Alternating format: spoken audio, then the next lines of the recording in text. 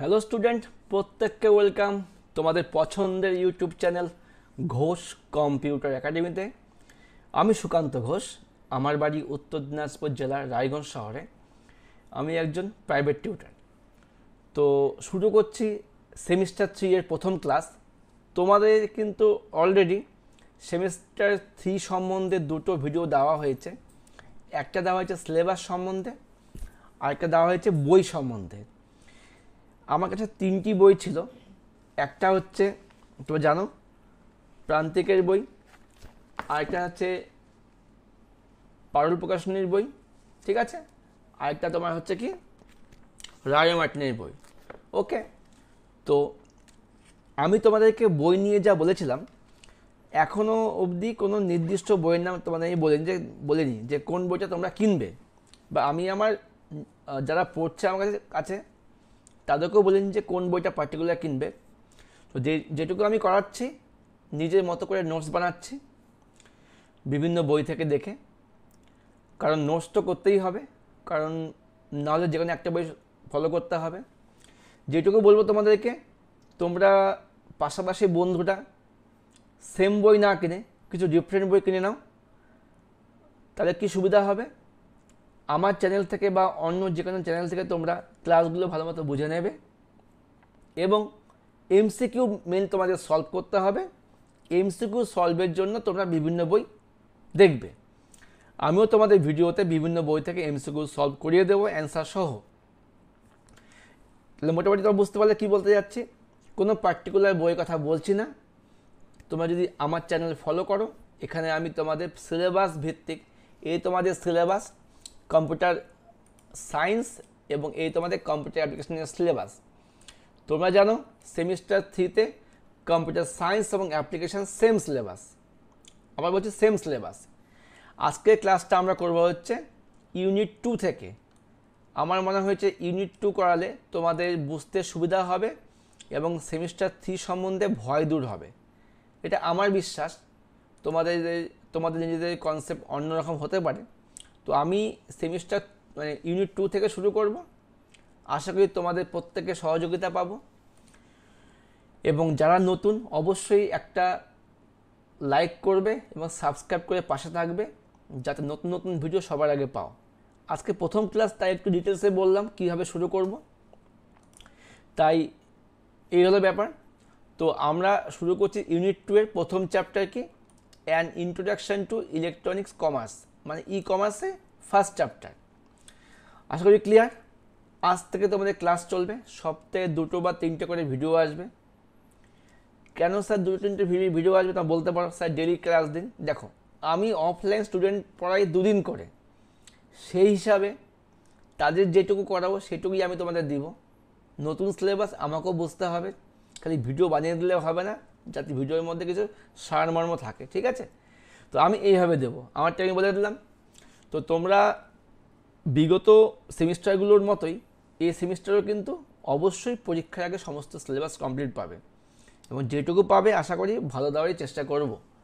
তোমরা নিজেরাই জাজ করবে। ওকে, তো এই হলো ব্যাপার। প্রত্যেকটা ক্লাসে প্লেলিস্ট থাকবে চ্যাপ্টার ওয়াইজ এবং ইউনিট ওয়াইজও থাকবে, তোমরা দেখেই বুঝতে পারবে। তো এখনই আমি প্লেলিস্টের নাম বলছি না, পরে বলে দেবো, নেক্সট ভিডিওতে বলে দেবো, কিন্তু তোমার প্লেলিস্ট পেয়ে যাবে। আচ্ছা, ভিডিও আপলোড করার সময় আমি প্লেলিস্ট বানিয়ে দিয়ে দেবো। এবার চলে আসি এই তোমাদের নোটস আমি শুরু করেছি। আচ্ছা, এবার চলে আসছি আজকের ক্লাস। সেমিস্টার 3 থেকে শুরু করব। আমরা শুরু করবো কোথা থেকে শুরু করবো, ই কমার্স থেকে। আবার বলছি কম্পিউটার সায়েন্স আর application same syllabus. E commerce থেকে আমাদের কিন্তু মোট 10 নাম্বার থাকবে। ওকে, সেই 10 নাম্বার জন্য আমাদের 3টে চ্যাপ্টার পড়তে হবে। প্রথম চ্যাপ্টারটা অনেকটাই বড়, পরেরগুলো অল্প অল্প পরিমাণেই আছে। আচ্ছা, এবার আমার কাছে এখন যেই বইটা তোমার স্ক্যান দেখতে পাচ্ছ, এটা হচ্ছে রাজেন্দ্রগিরি এবং শুভময়গিরির বই। একটা বই স্ক্যান করতে হতো, আমি করেছি যাতে বলতে সুবিধা হয়। আচ্ছা, এটা পাবলিকেশন হচ্ছে বিবি কুণ্ডু জ্ঞানস্থান পাবলিকেশনের বই। ওকে, আর প্রথমে ধন্যবাদ জানাচ্ছি এই বইটিকে স্যার রাজেন্দ্রগিরি এবং শুভময়গিরি স্যারকে। আচ্ছা, এই বইয়ে দেখেছি ই কমার্সটাকে পর্ব 13 বলে এটা উল্লেখ করেছে। পর্ব 13, পর্ব 14, পর্ব 15, সেই পর্ব থেকে আজকে আমরা দেখে নেব যে পর্ব 13টা এখান থেকে কি আছে, ই কমার্স বা ইলেকট্রনিক কমার্সের সূচনা, ই কমার্সের প্রধান কার্যক্রম, ই কমার্সের লক্ষ্য, ই কমার্সের প্রযুক্তিগত উপাদান সমূহ, এই সমস্ত আজকে আমরা দেখব। ঠিক আছে, তো প্রথমে আমরা জানতে হবে ই কমার্স। এই যে ই ফর কি হতে পারে, ই কমার্স, তারপর হচ্ছে ই কর্নার, ই মার্কেটিং, সব কিছুর মধ্যে ই আছে। ই ফর কি, ইলেকট্রনিক, তার মানে যে কাজটা আমাদের ইলেকট্রনিক উপায়ে হচ্ছে ওটার আগে কিন্তু ই দেওয়া আছে। তো কমার্স, এই কমার্স মানে কি, আমি যখন ছোটোবেলায় যখন আর্টস কমার্স নিয়ে জানতাম, আমি ভাবতাম যে কমার্স মানে ব্যবসা বাণিজ্য। ঠিক তাই, এখানেও কমার্সটা হচ্ছে ব্যবসা বাণিজ্য। শুধু কমার্স বললে আমরা সাধারণ ব্যবসা বাণিজ্য বুঝতাম, আর এখানে বলছে কি ই কমার্স মানে সেই ব্যবসাটাই হবে অনলাইন মাধ্যমে। কি বললাম, ই কমার্স মানে কি, যে ব্যবসাটা অনলাইন মাধ্যমে হবে ওটা হচ্ছে ই কমার্স। ভালো করে বুঝবে, ঠিক আছে? তাহলে অনলাইন মাধ্যমে যখন ব্যবসা হবে তার নিশ্চয়ই সুবিধা থাকবে, অসুবিধা থাকবে, কিছু লক্ষ্য থাকবে। এ সমস্ত বিষয় কিন্তু আজকে আমাদের ক্লাস। তো নিশ্চয়ই সুবিধা কী হবে, অনলাইন ব্যবসা করলে আমাদের প্রচারটা বেশি তাড়াতাড়ি হবে, অফলাইন করলে আমাকে ডোর টু ডোর ভিজিট করতে হবে, লোককে বলতে হবে, পোস্টার লাগাতে হবে। অনলাইন করলে কিন্তু সেই কাজটা অনেকটাই কমে আসে। কেন এই অনলাইন ব্যবস্থা চালু হয়েছে, কারণ এখনকার দিনে প্রত্যেকের হাতে কিন্তু মোবাইল ফোন বা মুঠোফোনটা আছে। আমরা প্রত্যেকেই মোবাইল ফোন স্ক্রল করে সে রিলস দেখি, ভিডিও দেখি, যাই দেখে না কেন প্রত্যেকে কিন্তু মোবাইল ফোন ঘাঁটছি। সেই মোবাইল ফোন ঘাঁটতে ঘাঁটতে কিন্তু যারা বিজনেসম্যান তারা কিন্তু তাদের বিজনেসটা করে ফেলছে। এটাই হলো ই কমার্স, তবে ঘরে বসে ব্যবসা বাণিজ্য। তো আমাদের যেহেতু এমসিকিউ টাইপ প্রশ্ন আসবে, আমি বারবার বলছি এমসিকিউ টাইপ প্রশ্ন কখনোই কিন্তু মুখস্থ 1000টা এমসিকিউ পড়লে কমনে আসবে না, যদি না তুমি কনসেপ্টটা বোঝো। আমি সেমিস্টার 1-এও যা বলেছি সেমিস্টার 3-তেও একই কথাই বলছি। সেমিস্টার 3 কিন্তু তোমাদের বাইরের স্কুলে এক্সাম হবে, মানে এইচএস এক্সামটাই হবে। তো সেখানে কিন্তু তোমরা কমন পাবে না যে স্কুলের স্যাররা বলে দিয়েছে এখান থেকে পড়লেই আসবে। তাই মোটামুটি ধারণা এবং কনসেপ্ট সমস্ত কিছু ক্লিয়ার করে দিয়ে পরীক্ষার খাতায় ফাটিয়ে দিয়ে এসো, ঠিক আছে? যখন নাম্বার তোমরা ভালো পাবে, নামটা তোমাদেরই হবে যে এ অমুক ভালো পেয়েছে।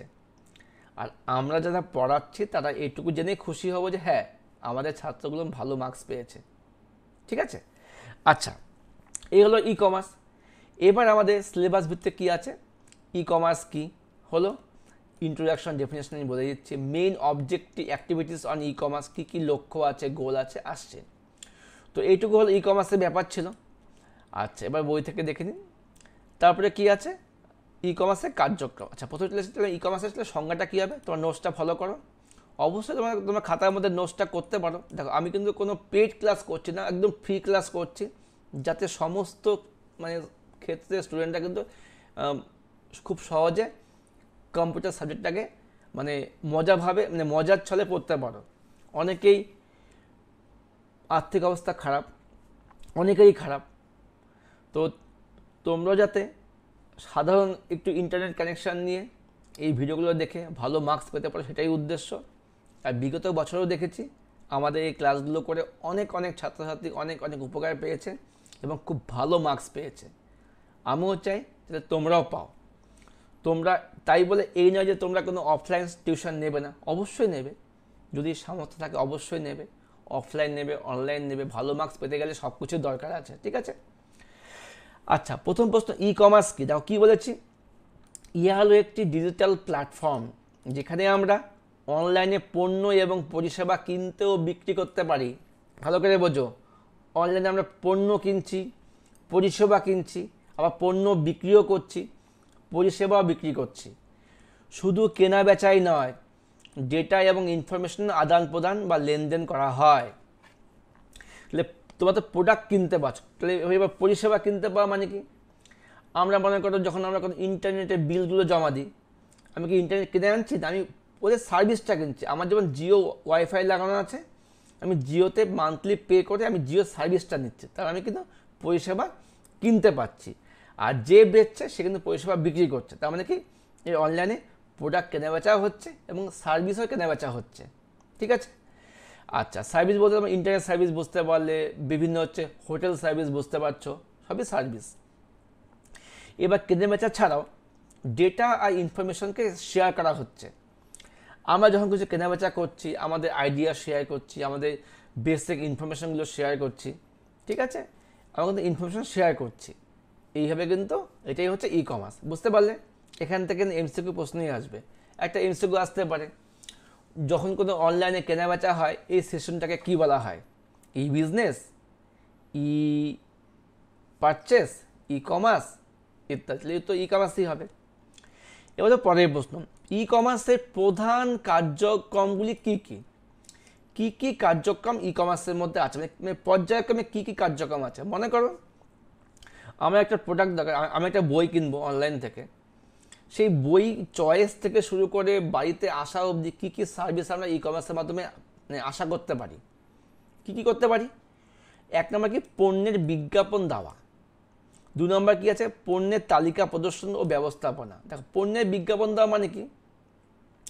পণ্যের বিজ্ঞাপন দেওয়ার জন্য Facebook, Instagram, Twitter, x handle, মানে সিও, টেলিগ্রাম, লিঙ্কডইন, হোয়াটসঅ্যাপের মতো বিভিন্ন সোশ্যাল মিডিয়া ছাড়াও ইউটিউব ভিডিও, ব্লগ, ইমেলের মাধ্যমে কিন্তু বিজ্ঞাপন দেওয়া হয়। যখন একটা পণ্য নতুন বাজারে আসে, এ সমস্ত মাধ্যমে কিন্তু পণ্যগুলো বিজ্ঞাপন দেওয়া হয়, যাতে সবার কাছে চলে যায়। তোমরা জানো এই ব্যাপারটা। বিজ্ঞাপন না দিলে কিন্তু প্রচার হবে না, তাই না? এই তোমরা যে আমার যে ভিডিওগুলো দেখতে পাও বা বিভিন্ন ভিডিওগুলো দেখো, মাঝে মাঝে যে অ্যাডগুলো আসে, এই অ্যাডও কিন্তু ওরা বিজ্ঞাপন দিচ্ছে। ওকে, এবার দুই নম্বর কি পণ্যের তালিকা প্রদর্শন ও ব্যবস্থাপনা। বিজ্ঞাপন দেখে আকৃষ্ট হওয়া ক্রেতা যাতে সেই প্রোডাক্টটি সম্বন্ধে আরও বিস্তারিত তথ্য জানতে পারে, সেজন্য ওয়েবসাইট বা অ্যাপের মাধ্যমে সেই প্রোডাক্টের বিস্তারিত তথ্য আদান প্রদান করা হয়, যেমন product details, review, search filter ইত্যাদি। আমি যখন বিজ্ঞাপন থেকে একটা প্রোডাক্টে আমি চয়েস করলাম, তখন আমি ওটা নিয়ে সার্চ করলাম, তখন আমাকে কী করবে? ওই প্রোডাক্টের জন্য যে ওয়েবসাইটগুলো আছে, মনে করি আমি একটা হরলিক্স কিনবো, আমি গুগলে মারলাম হরলিক্স, তো হরলিক্সের জন্য তখন আমাকে লিঙ্ক দেবে অ্যামাজন, ফ্লিপকার্ট বা হরলিক্সের নিজস্ব ওয়েবসাইট দিবে। তাতে আমার কী সুবিধা হচ্ছে? আমি ওই ওয়েবসাইটে গিয়ে এই পার্টিকুলার হরলিক্সটা কত গ্রামের নেব, ওটা এক্সপায়ারি ডেট কী আছে, এটার সাথে অন্য কোনো প্রোডাক্টকে কম্পেয়ার করে দেখায়, বা এটার এই প্রোডাক্টটা কিনে কোন কোন কাস্টমার কী কী রিভিউ দিয়েছে, সমস্ত কিছু কিন্তু আমি ওখান থেকে পেয়ে যাব। তাহলে হয়তো কত সুবিধা আমার, দোকান যেতে হচ্ছে না, ঘরে বসেই আমি সমস্ত ডিটেলস পেয়ে যাচ্ছি। এটা তুমি যখন দোকান যেতে তখন তুমি কী করতে? প্রোডাক্টটাকে হাতে নিয়ে তোমাকে দেখতে হতো যে কোথায় কী লেখা আছে, কী ব্যাপার, কী বৃত্তান্ত। দামটাকে ঘরে বসে কিন্তু কাজটা হয়ে যাচ্ছে। ঠিক আছে, এই হচ্ছে আমাদের পণ্যের তালিকা প্রদর্শন। Order and payment processing. তো আমি যখন হচ্ছে প্রোডাক্টটাকে যখন আমি চয়েস করে নিলাম, তারপর ওটা আমাকে কী করতে হবে? আমাকে ওটা কার্ট করতে হবে। কার্ট মানে বাস্কেটে জমা করতে হবে। আমি শপিং মলে যেমন বাস্কেট নিয়ে ঘুরি, এখানে একইভাবে আমাকে প্রোডাক্টটা চয়েস করে আমাকে বাস্কেটে স্টোর করতে হবে। অনলাইনে বাস্কেটটাকে বলা হয় শপিং কার্ট বা কার্ট। ঠিক আছে, এক্ষেত্রে প্রোডাক্টটি পছন্দ করে সেটিকে শপিং কার্টের মধ্যে রাখা, এরপর চেক আউট প্রসেস করে বিলিং অ্যাড্রেস বা শিপিং অ্যাড্রেসে দেওয়ার সুযোগ থাকে। যে আমি কার্ট করলাম, তারপর তোমার কী করতে হবে? নেক্সট করে বিলিং অ্যাড্রেস বা শিপিং অ্যাড্রেস। এখানে বিলিং অ্যাড্রেস বা শিপিং অ্যাড্রেস মানে কি? আমি যখন নিজে প্রোডাক্ট কিনবো, সেক্ষেত্রে বিলিংটাও আমার নামে হবে, শিপিংটাও কিন্তু আমার অ্যাড্রেসেই হবে, মানে কোথায় প্রোডাক্টটা যাবে। আমি যদি কাউকে কোনো প্রোডাক্ট গিফট করি, আমি আছি কলকাতায়, আমি আমার বাড়িতে কোনো একটা প্রোডাক্ট পাঠাবো, সেক্ষেত্রে বিলিংটা কিন্তু করছি আমি, তখন বিলিংয়ের ঠিকানা হবে আমার ঠিকানা, এবং শিপিংটা কী হবে? আমার ওই বাড়ির ঠিকানা হবে। বুঝতে পারলে? এটা হচ্ছে পেমেন্ট প্রসেসিং হলো।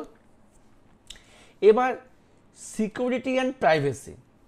অর্ডারটি কনফার্ম করার জন্য ক্যাশ অন ডেলিভারি অপশান অথবা অনলাইন পেমেন্টের জন্য debit card, credit card, digital wallet, UPI address, ভীম, পেটিএম, ফোনপে, জিপে বা নেট ব্যাঙ্কিংয়ের মাধ্যমে সুরক্ষিতভাবে পেমেন্ট ব্যবস্থা রাখতে হবে। তাহলে আমার তো বিলিং অ্যাড্রেস দেওয়া হয়ে গেল, শিপিং অ্যাড্রেস দেওয়া হয়ে গেল, তারপর আমাকে পে করতে হবে।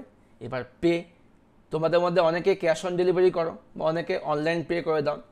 ক্যাশ অন ডেলিভারি বা অনলাইন পে দুটোর মধ্যে দুরকম ব্যাপার আছে। অনেকে ভাবো আমি ক্যাশ অন ডেলিভারি করলাম, আমার যে ক্যাশ টাকা আছে আসলে পরে আমি দেবো, আর সন্দেহ থাকে প্রোডাক্টটা আসবে তো। কিন্তু আমাদের অনলাইন পারচেস করতে করতে কিছু কিছু ফেক ওয়েবসাইট থাকে যেগুলো আমরা বিশ্বাস করি হ্যাঁ এটা মানে ভালো ওয়েবসাইট, মেশো হোক বা ফ্লিপকার্ট বা অ্যামাজন, আমরা অনলাইন পে করে দিই। এতে অনেক সুবিধা আছে, খুচরো পয়সার হাত থেকে বাঁচা যায়। তারপর তোমার মালটা যখন আসবে তুমি বাড়িতে না থাকলেও মাল তোমাকে দিয়ে যাবে বাড়িতে এসে, সুবিধা আছে। এবার এখান থেকে প্রশ্ন আসতে পারে অনলাইন পেমেন্ট করার বিভিন্ন ব্যবস্থাগুলি কী কী আছে। Debit card, credit card, net banking, digital ওয়ালেটের মধ্যে কী আছে, ইউপিআই অ্যাড্রেস, ভীম, পেটিএম, জিপে, এ সমস্তভাবে কিন্তু আমরা খুব সুরক্ষিতভাবে পেমেন্ট করতে পারছি। কনসেপ্টটা ক্লিয়ার হচ্ছে তো ব্যাপারটা? এই হলো ব্যাপার। এবার কি অর্ডার ফুলফিলমেন্ট, যেই আমার পেমেন্ট প্রসেস ডান হয়ে গেল সঙ্গে সঙ্গে তোমার কী হবে, অর্ডার পেমেন্ট কমপ্লিট করার পর সেটিকে কনফার্ম জানিয়ে কাস্টমারকে মেসেজ দেওয়া প্রয়োজন। অর্ডার করলাম, আমার টাকা কেটে নিল, মেসেজ আসলো না, তোমার মধ্যে কিন্তু মেসেজ আসবেই, ঠিক আছে? তাহলে প্রত্যেকটা কোম্পানি কিন্তু তোমাদেরকে একটা মেসেজ দেবে, হ্যাঁ আপনার অর্ডার কনফার্ম হয়েছে। তারপরে বাদবাকিগুলো আসবে আস্তে আস্তে, স্টেপ বাই স্টেপ, কখন শিপ হবে, কখন তুমি পাবে, সব দিয়ে দেবে। তার মানে অর্ডার কমপ্লিট হওয়ার পর একটা কনফার্মেশন মেসেজ আসবে। 6 নম্বর, লজিস্টিক অ্যান্ড ডেলিভারি। এটার মানে কি, লজিস্টিক আর ডেলিভারি মানে হচ্ছে অর্ডারটা শিপিং হওয়ার আগে লজিস্টিক বা ওয়্যার হাউসে নিয়ে এসে সেখান থেকে কুরিয়ার কোম্পানিকে দিয়ে তারপর সেটিকে ডেলিভারি বয়ের দ্বারা গ্রাহকের কাছে পৌঁছানো নিশ্চিত করা হয়। তার মানে অর্ডারটা আমি কমপ্লিট করলাম, সেটাকে আমার এই পার্টিকুলার অর্ডারটিকে এক জায়গায় মানে গুদামে বা গোডাউনে নিয়ে আসবে। সেই গুদাম বা গোডাউনকে বলা হয় লজিস্টিক বা ওয়্যার হাউস। এই তোমার খেয়াল করে দেখবেন ফ্লিপকার্ট, অ্যামাজনে বিভিন্ন ওয়্যার হাউস আছে, যে মানে ওয়্যার হাউস বলতে একটা মানে বড় বড় জায়গা নিয়ে ওরা একটা কি গোডাউন বানিয়ে রাখে যেখানে সমস্ত মালগুলো নিয়ে সেখানে স্টোর করে। ওই ওয়্যার হাউস থেকেই কুরিয়ার পার্টনাররা এসে মালটা নিয়ে আসবে, বুঝতে পারলে? ওখান থেকে কুরিয়ার পার্টনার নিয়ে আসলো, তারপর সে তার ডেলিভারি বয়ের মাধ্যমে আমার বাড়িতে বা গ্রাহকের বাড়িতে এটা পৌঁছে দেবে। এটা হচ্ছে লজিস্টিক বা ডেলিভারি। ক্লিয়ার ব্যাপারটা? আচ্ছা, অনেক অনেক এমসিকিউ প্রশ্ন এখান থেকে তৈরি হতে পারে, ওই জন্য খুব ভালো মতো বুঝে নাও। আমিও চেষ্টা করছি আমার মতো করে তোমাদেরকে বোঝানোর। আর প্রত্যেককে বলবো অন্তত কষ্ট করে হলেও একটা লাইক দিয়ে দিও। লাইক আর কি, একটা কেন ক্যাশ কালাই দিয়ে দিও, ঠিক আছে? বুড়ো আঙুলিও দিয়ে দিও।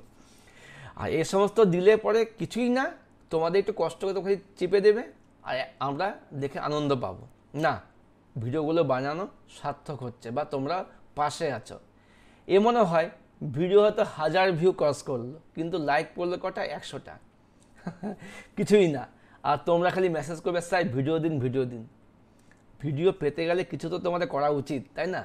দেখো, আমি রাত জেগে ভিডিও বানাচ্ছি সারাদিন কাজের পর, এখন রাত বাজে 11টা, তোমরা কালকে ভিডিওটি পাবে। তো সেক্ষেত্রে কিন্তু অবশ্যই তোমাদের এইটুকু করা দরকার। আর একটা কমেন্ট করতেই পারো, ভালো খারাপ হাই হ্যালো স্যার করতেই পারো, সমস্ত চ্যানেলে তোমরা করবে, এইটুকু সমস্ত মানে ক্রিয়েটাররা আশা করে, ঠিক আছে? আচ্ছা, এবার 7 নম্বর ক্লাস, কাস্টমার সার্ভিস। এবার আমি তো মাল পেয়ে গেলাম, এবার তোমার সার্ভিস প্রয়োজন। মাল পেলেন যে মালটা ভালো হবে, আমি কোনো ইলেকট্রনিক প্রোডাক্ট কিনলাম, সার্ভিস তো প্রয়োজন আছে। তো ইয়া হলো কাস্টমার সার্ভিস সবচেয়ে গুরুত্বপূর্ণ পরিষেবা। এর মধ্যে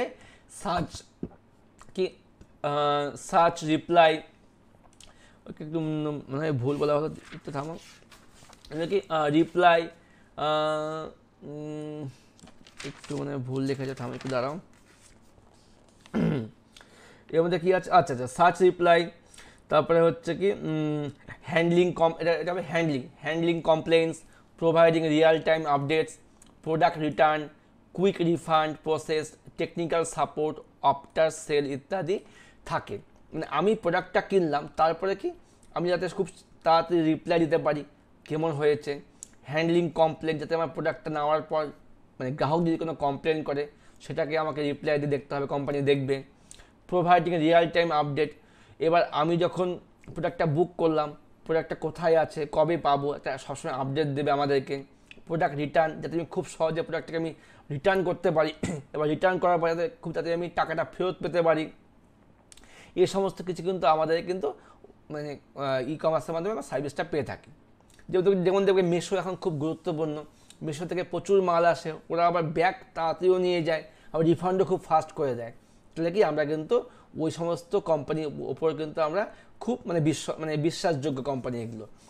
তো কেন বিশ্বাসযোগ্য হচ্ছে? কারণ তাদের সার্ভিস কিন্তু আমাদের কাছে অনেক ফুলফিলভাবে পাচ্ছি আমরা। এবার 8 নম্বর পয়েন্ট কি? Marketing and promotion. এবার মার্কেটিং প্রমোশন তো বিজনেস কমার্সের কাছে খুবই ইম্পর্টেন্ট। বর্তমানে দেবে তো বিভিন্ন ডিজিটাল মার্কেটিং কোর্স বেরিয়ে আছে। এখন তুমি যখন দেখো সরকারি চাকরি নেই বললেই চলে, তোমাদের কিন্তু প্রাইভেট জব আছে। প্রাইভেট জবে সেলস অ্যান্ড মার্কেটিং খুবই ইম্পর্টেন্ট। সেখানে যত তুমি তোমার নিজের ক্রিয়েটিভিটি দেখাবে তখন তত তোমার চাকরি তাড়াতাড়ি হবে।